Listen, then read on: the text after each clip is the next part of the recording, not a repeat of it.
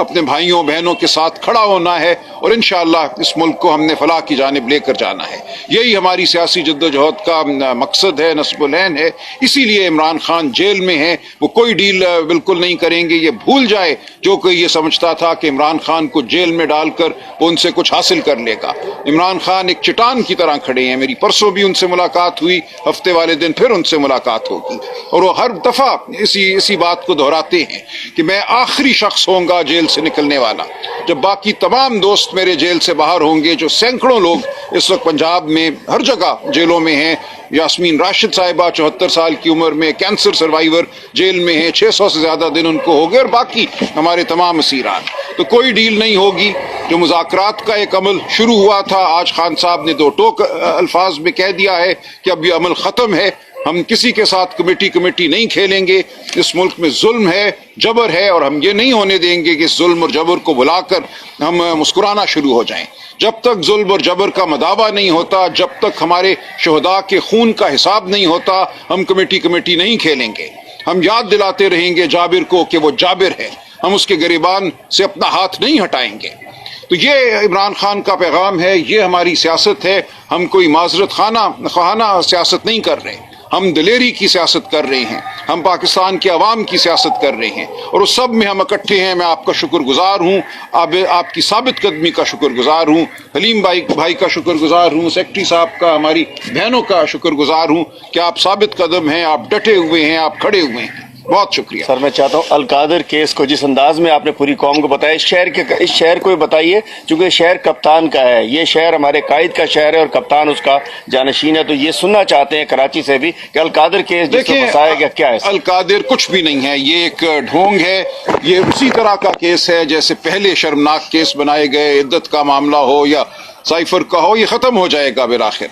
دیکھیے القادر کیا ہے، ایک جھوٹا بیانیہ گھڑا گیا کہ ملک ریاض کی رقم جو ہے وہ حکومت برطانیہ یا برطانیہ کی کرائم ایجنسی ریاست پاکستان کے خزانے میں ڈالنا چاہتی تھی، اور کابینہ نے کوئی ایسا عمل کیا جس کی وجہ سے وہ رقم جو ہے سپریم کورٹ کے اکاؤنٹ میں چلی گئی.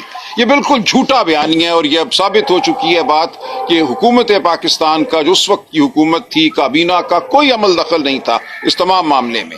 وہ ملک ریاض نے خود ایک معاہدہ کیا برطانیہ کی نیشنل کرائم ایجنسی کے ساتھ. انہوں نے ان کی جو بھی رقم منجمد کی تھی اس کو ڈی فریز کیا، اور اس کے بعد ان کے دستخط سے وہ رقم براہ راست سپریم کورٹ کے پاس آئی. اور سپریم کورٹ کے پاس آنے سے ایسا نہیں ہے کہ جو ان کے ذمے واجب الادا رقم تھی وہ ادا ہو گئی. 460 ارب روپیہ ملیر کی زمین کا انہوں نے دینا تھا، وہ جوں کا توں کھڑا ہوا ہے. یہ رقم سپریم کورٹ کے پاس آئی. سپریم کورٹ اگر آگے ملیر ڈیولپمنٹ اتھارٹی کو یہ رقم دیتی تو پھر اس رقم میں کٹوتی ہونی تھی 460 ارب میں. ایسا کبھی نہیں ہوا. 35 ارب روپیہ سپریم کورٹ کے اکاؤنٹ میں آیا، اور بالآخر سپریم کورٹ نے ڈیویلیویشن اور جو مارک اپ تھا وہ ڈال کر 94 ارب روپیہ حکومت پاکستان اور سندھ حکومت کو لوٹا دیا. ایک پیسہ بھی کہیں باہر نہیں گیا. عمران خان کی جیب میں، بشرا بی بی کی جیب میں ایک پیسہ نہیں آیا. اور جو القادر ٹرسٹ ہے اس کی زمین ٹرسٹ میں ڈالی گئی، وہاں بچے پڑھتے ہیں، وہاں یونیورسٹی قائم ہے. یہ شہادت عدالت میں دی گئی کہ ایک پیسہ اس ٹرسٹ سے باہر نہیں نکلا. تو جب عمران خان، بشرا بی بی کو ایک پیسے کا فائدہ نہیں ہوا، ریاست کو ایک پیسے کا نقصان نہیں ہوا، تو مقدمہ کاہے کا؟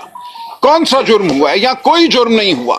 بالکل ایک جھوٹا بیانیہ گھڑا گیا، جھوٹ کہا گیا کہ کابینہ کو استعمال کیا گیا ملک ریاض کو فائدہ پہنچانے کے لیے. ایسا کچھ نہیں ہوا.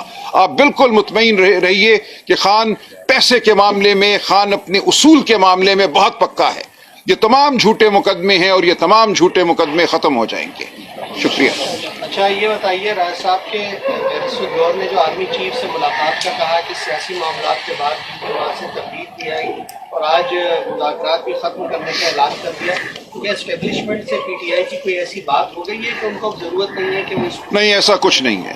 دیکھیں یہ وضاحت بیرسٹر گوہر نے کی بھی ہے کہ معاملہ سیکیورٹی کے حوالے سے تھا. وہاں جماعت اسلامی کے امیر بھی موجود تھے، مختلف سیاسی پارٹیوں کے سربراہان کو بلایا گیا تھا خیبر پختونخوا اور کرم میں جو صورتحال ہے اس کے حوالے سے گفتگو کرنے کے لیے. اب ظاہر ہے کسی بھی صوبے میں سیاسی استحکام کے بغیر سیکیورٹی ممکن نہیں ہے، معاشی ترقی ممکن نہیں ہے. اس حوالے سے سیاسی استحکام کی بات ہوئی، اس سے زیادہ کچھ نہیں. लिहाजा कोई बैकडोर हमारी डील किसी के साथ नहीं चल रही। जो कुछ होगा वो आपके सामने होगा, आवाम के सामने होगा, कानून और आइन के मुताबिक होगा। शुक्रिया जी। बहुत